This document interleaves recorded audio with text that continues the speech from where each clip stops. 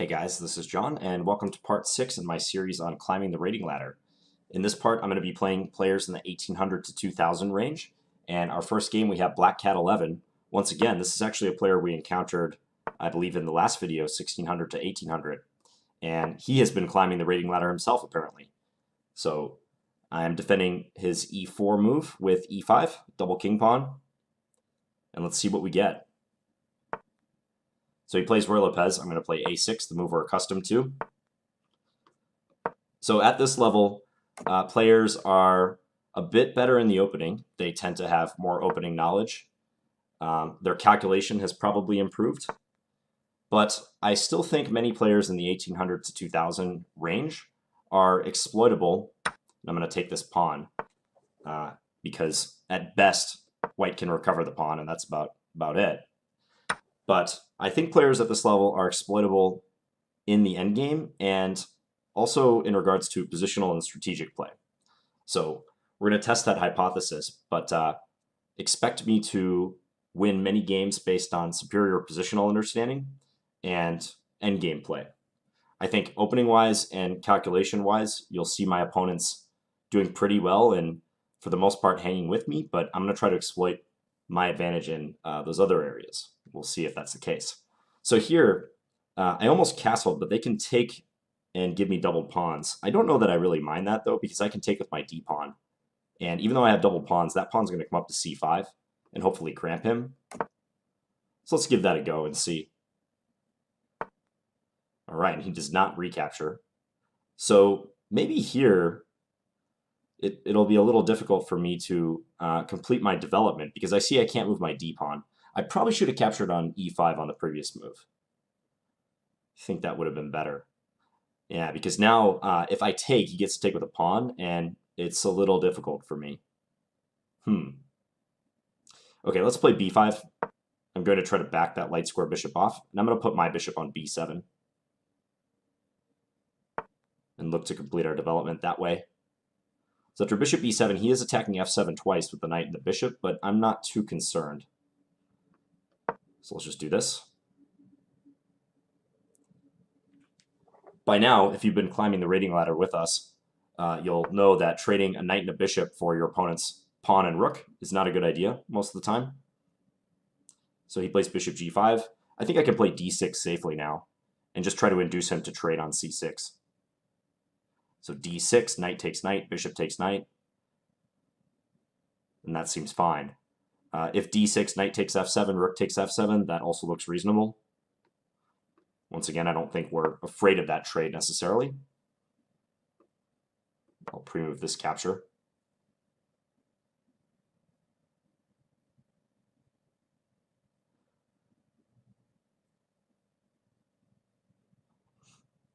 You could argue that the qualities, the strengths and the weaknesses that I mentioned right at the beginning of this video may only be apparent because I am a stronger player than these opponents. You know, you're looking at my rating and you're saying, well, of course you're going to be better at positional understanding, and of course you're going to be the better endgame player.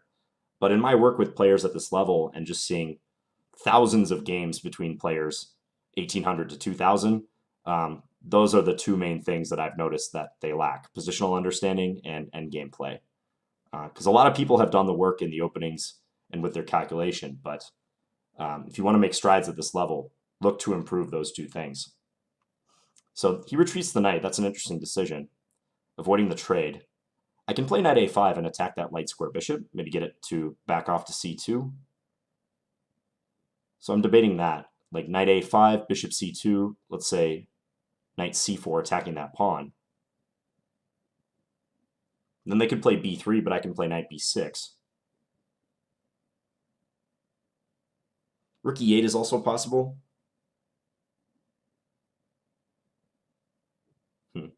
Let's play rook e8.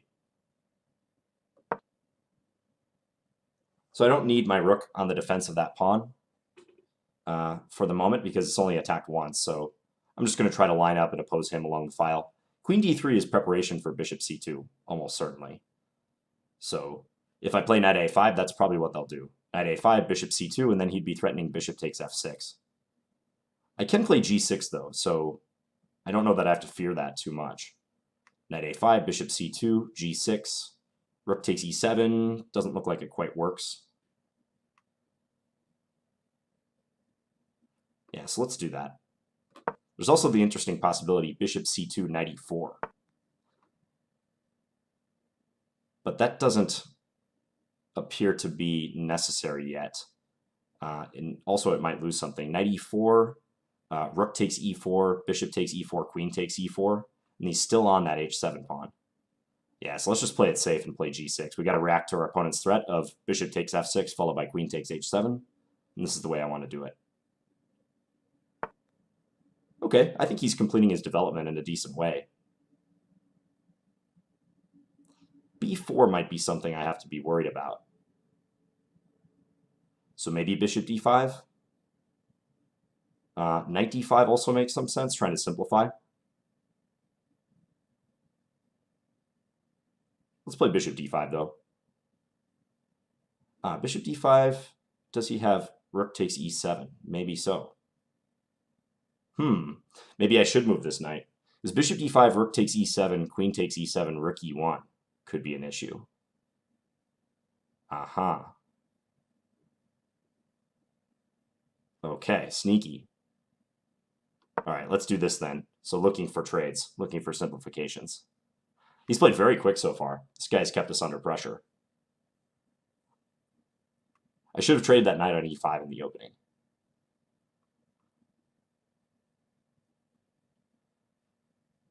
That variation that white played is known to be suboptimal, but I think in the couple games that I played against this line in this series, I haven't really demonstrated that. Okay, so he avoids the trade and just plays bishop h6. Maybe c5. c5 might be a good move to strike out at his center. I don't see any threat per se, so yeah, let's go ahead and play c5.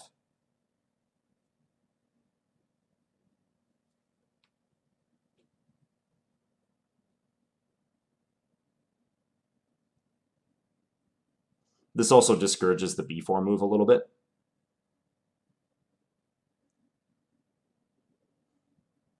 He has the queen-bishop battery, but it's blocked by my pawns, so I'm not concerned about that.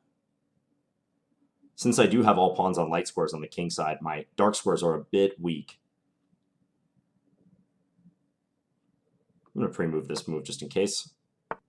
b4 instead, okay. So what about c4 now? Trying to banish his queen somewhere bad. Maybe that's reasonable. I could also take and then play knight back to c6. That might be better. Let's do it that way. Because now he's going to take a timeout and defend this pawn. And I'm thinking maybe bishop f6 or d5. Let's go d5. Make sure he can't play pawn d5 himself. Bishop b3, he repositions. Attacks. Let's go bishop f6. No, bishop f6 is going to drop a pawn. Let's not do that. Maybe queen d6. Yeah, how about queen d6? So keeping an eye on this. I'm trying to prepare bishop f6. On the last move, it would have dropped a pawn because bishop f6, rook takes e8, queen takes e8, bishop takes d5. So I have to be wary of that.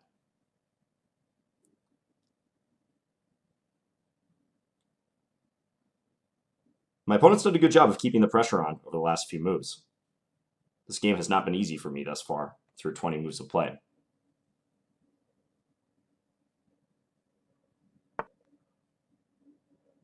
Okay, now I will play this and look to pressure that pawn on d4.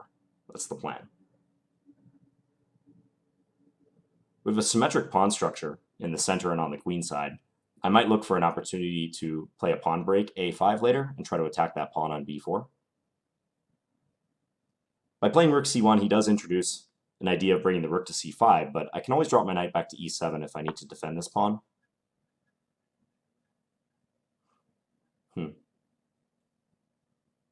So maybe knight e3 he's gearing up for. Let's do this. I'm going to maybe try to play knight f5. We'll see.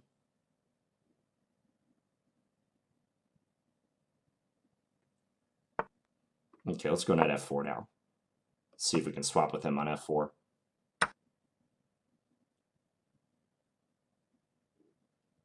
So we've gained the bishop pair. Still got to be a little careful, though. Rook in. Okay, let's do this. Just defend that d-pawn. Rook d7. Make sure he can't play rook into c7. Note he can't play g3 because he drops the knight on f3.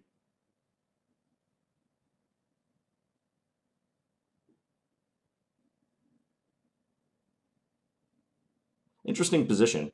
I might want to play rook ed8 in order to overprotect d5. Because long term, I'd love to get knight c8 to b6 and into c4. That would be like my dream scenario. a4, okay, good move by him. Excellent move, putting the pressure. I'm going to come here and see if I can get a swap of queens.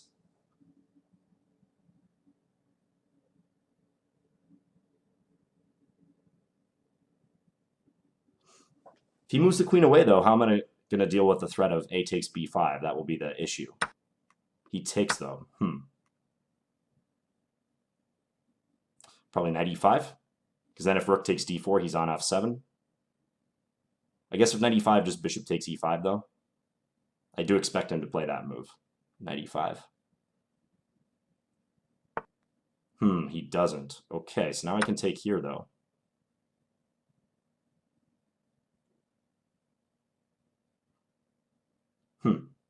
Looks like he lost the thread a little bit this last couple of moves. We'll come here.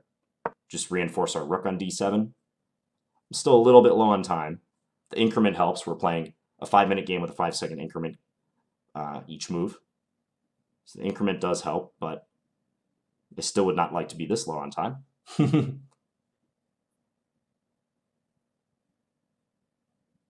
think if he hadn't traded queens, then there might have been something to that a takes b5 threat. Because when I brought my bishop to d4, won his pawn, he was unable to maintain the rook there.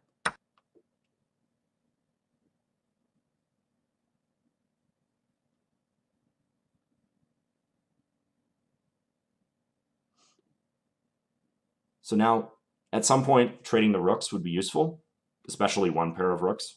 He's on the 7th rank. He's pretty active in that regard. So trading one pair of rooks would be excellent. But I don't want to make a concession in order to trade. Every trade that you make in chess, you should be able to point to something that you gain from that trade. And if I take c7, I don't see anything that I gain. Maybe bishop b6 is a good idea. Kicking that rook out. I like the look of that, so let's play it. And I'll pre-move this capture. Because if I had initiated that trade on c7, he would have been forking my knight and my bishop. Okay, so he just goes back. I think here it makes sense to play king g7 just to get out of the way of this pin. He's maybe going to maneuver for the f4 square. I could play knight f5. That would be interesting. Let's try that. So look to swap and open up my dark square bishop. These bishops operating together on the complementary diagonals like this could be a real force. So rook into d2 would be the thing I'm looking at next. He plays knight over there. Okay, maybe king f6. King f6, rook check, I take, he takes, rook d6. That holds for us. Yeah, let's do it. Seems weird to protect your pawn with your king like this, but as far as I can tell, he's not getting anywhere. Okay, now we can play this move.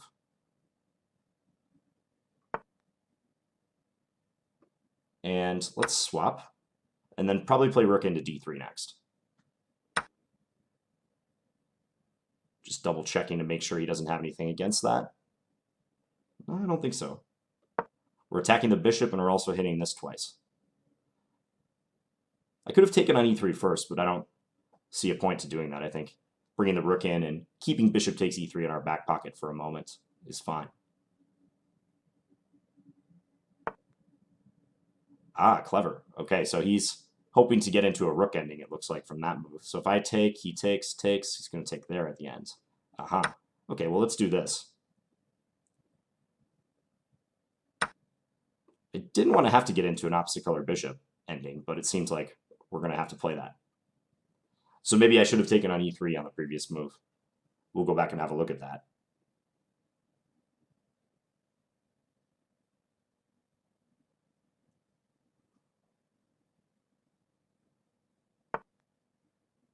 Bishop there. All right, let's come over. So I'm going to win this b4 pawn. He's going to win b5. f2 is weak, so in the long run, I'd love to win that pawn. But, you know, it could be a struggle. We'll find out. Bishop n4 versus bishop n3. Here's where I get to test my theory about endgames at this level. Let's see this guy's endgame technique.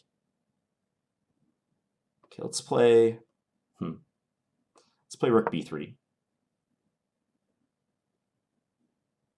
I'm going to bring this back for protection. The main rule of endgames is don't be afraid to take your time. You know, it's okay to play endgames slowly. Don't feel like you have to rush them, especially if you have the advantage. Okay, so he's giving a check.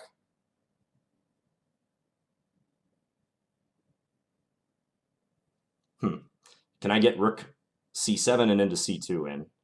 He's probably going to see if I play rook c7 that I want to come down to c2. But for the moment, his bishop's under attack. That seems like kind of an odd move right there. So I'm going to do this. Now it looks to me like he has to play rook a2 and come back. Maybe then I can play f4. Yeah, let's do that. So try to offload this pawn and get our king up to f5 and then win f4. So in doing so, I've traded off a bad pawn here. Okay, now I can play f6. But he has to check here. Got to be careful. Okay, let's play bishop c3. I didn't see king g3. That was a good move by him. So he's pinning me now.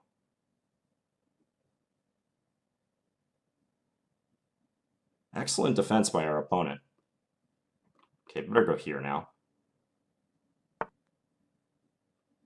Let's give a check over here. And then I can play bishop d4 next move.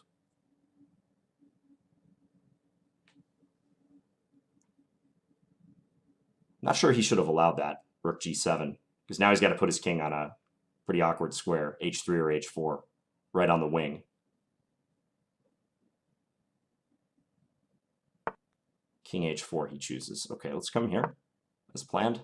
So now if this rook moves, bishop takes f2 is always possible.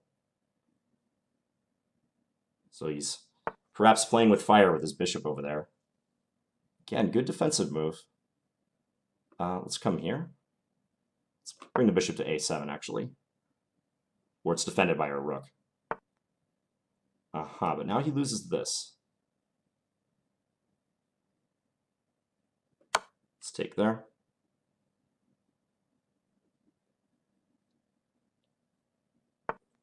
Comes back with the king. Okay. Let's play e3. I know he can check me on d7 or d3 after this, maybe win this pawn, but we'll see. So I am still up a pawn, whether he can blockade it or not. And also his rook and his bishop are attacked. So what's he going to do about that situation? Let's come here.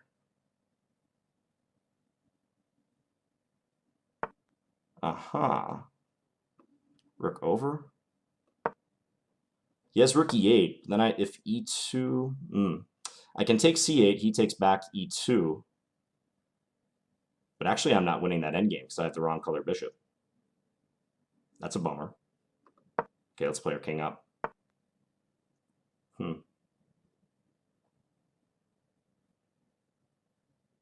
Let's play king here. King here. Really working hard to win this one. Taking some risks. King all the way up. So now maybe I can check here. Is a possibility.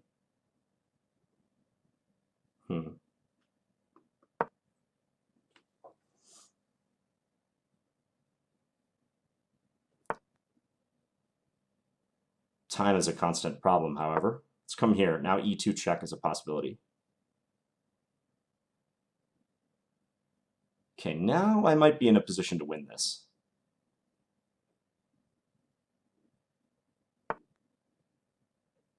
All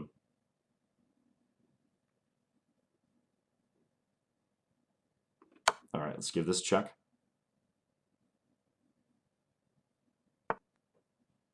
Let's play bishop here. We'll see if he sacrifices for this pawn.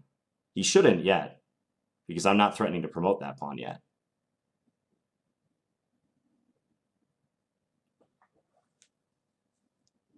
So maybe he can come away with this rook somewhere, like rook a8 and try to check from the side.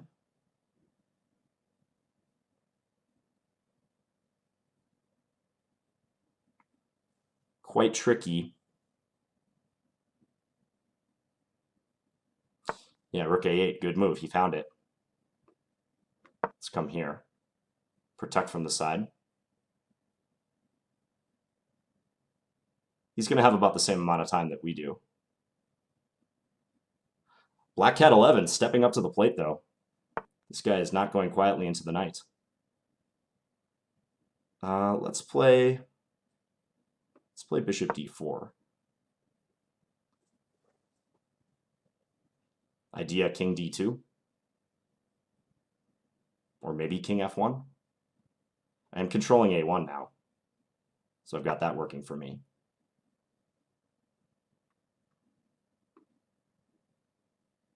Okay, I'm going to come here. Let's give it a check.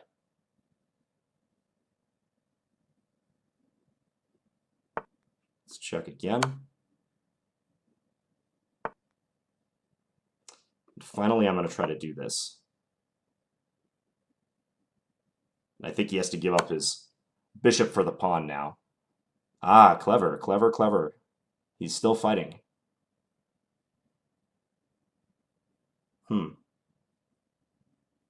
Okay, let's do this. Now we're going to get into a theoretical endgame.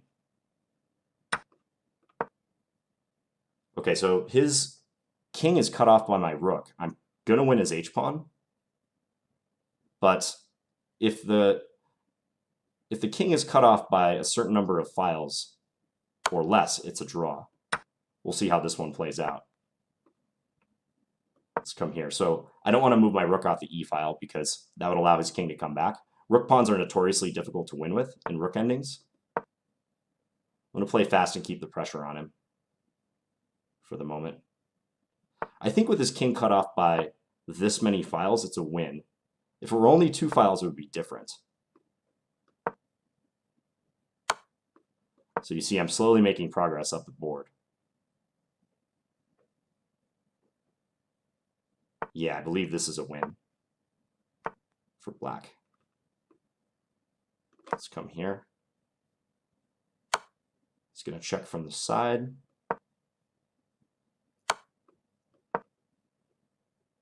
Now he can come back to a2.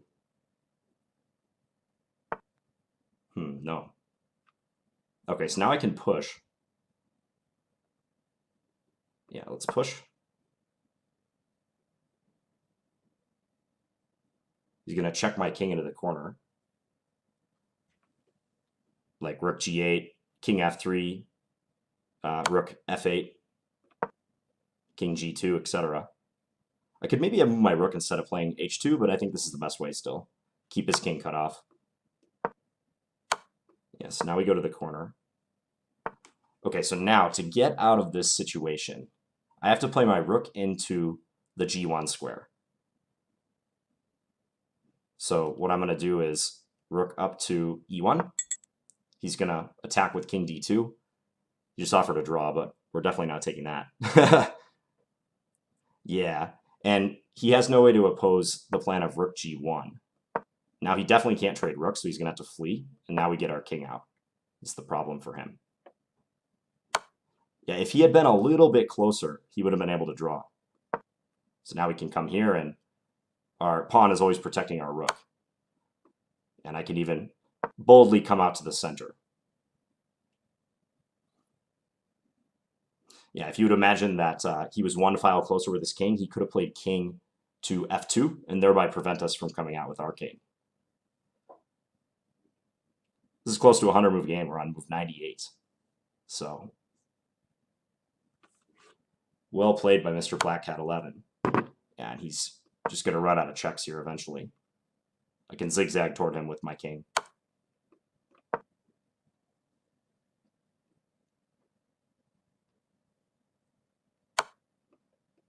Yeah, now he's going to have to come back to h8, and we can promote king and rook versus king.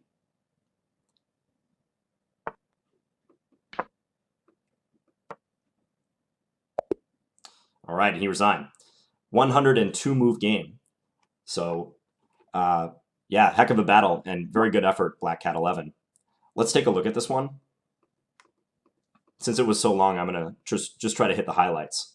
But as I mentioned before, like at this juncture, after bishop e7, white should play rook e1 in order to defend the e4 pawn.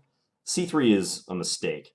But again, the two games that I played in this line, because I've actually had this a couple times in the Ladder series, I don't think I played it completely correct.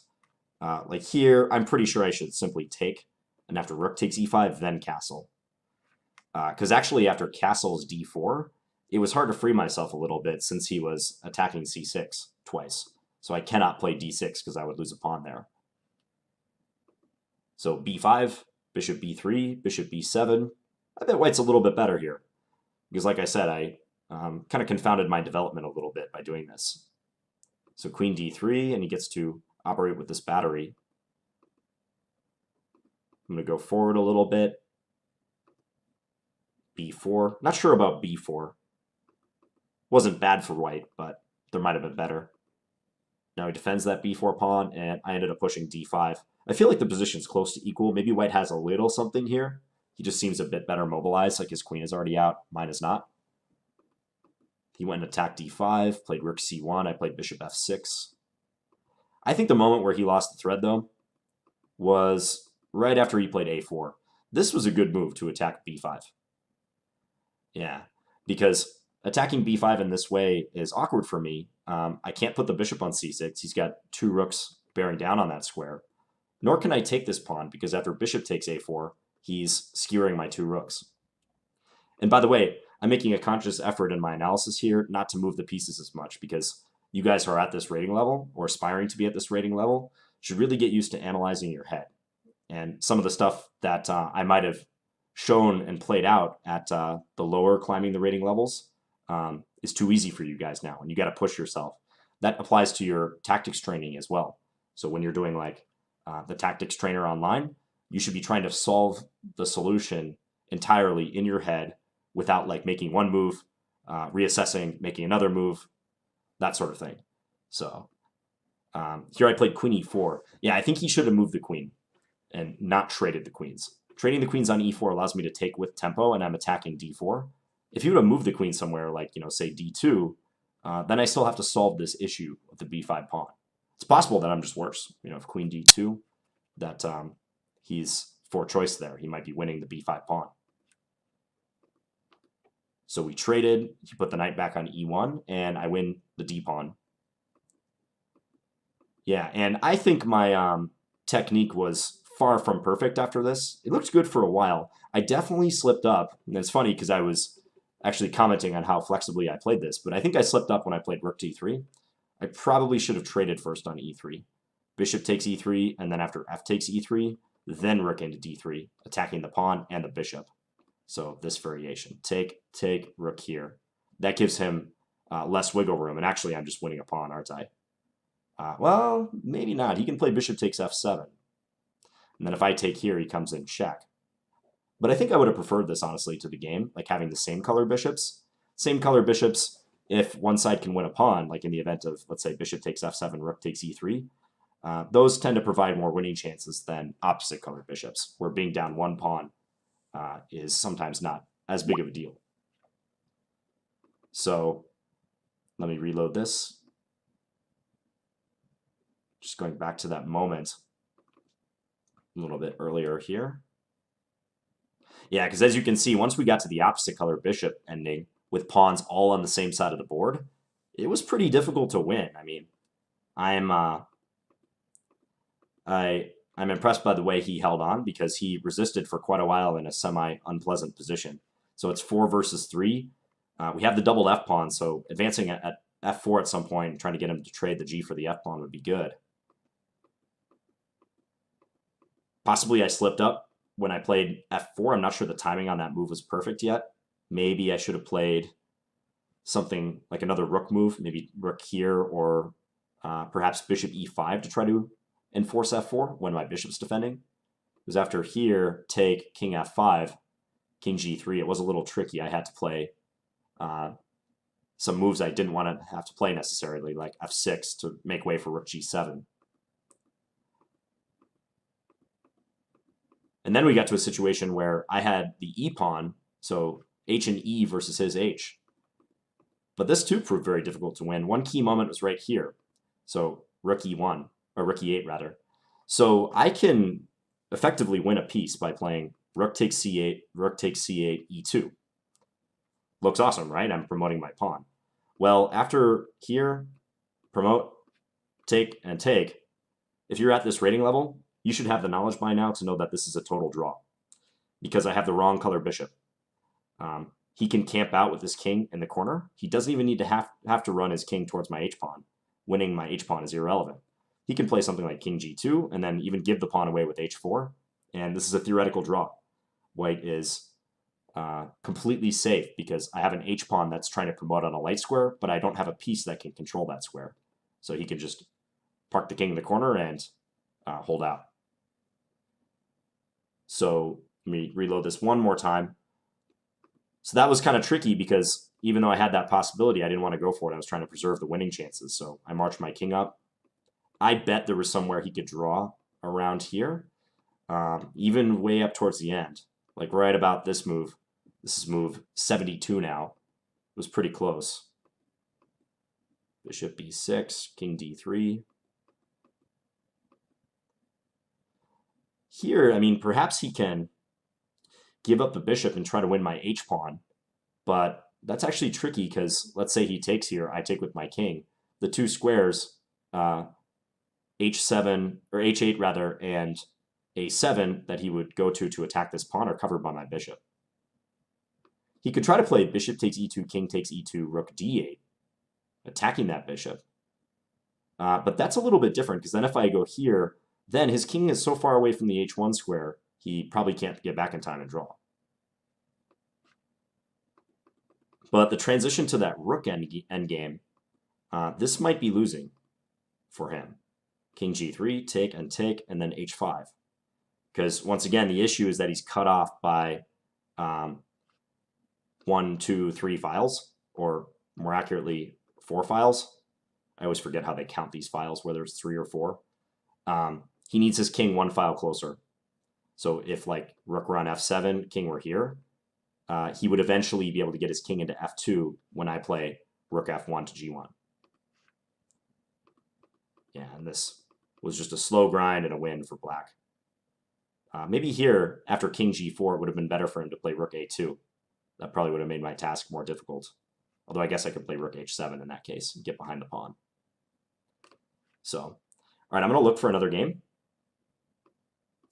We'll see what we find.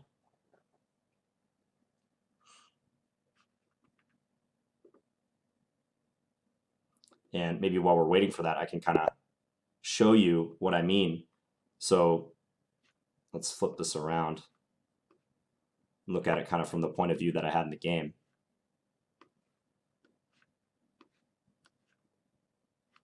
So in the game, whoops, this is like here, let's say. So in the game, he was cut off a little bit too far, but if we shifted everything over and black still went for a plan like this, then it's not as easy. And in fact, it kind of depends where white's king is, I believe, because if the king is on e2 already, then I don't even have rook f1 available. But even in this case, here, rook here, king out, check. It's a lot closer. Maybe this is still winning. Yeah, actually, this is still winning. So even with the king being 1 file closer, I think it is important whether the king controls that f1 square or not. Because if, let's say, king here, yeah, this should be a definite draw now, with his king being that close.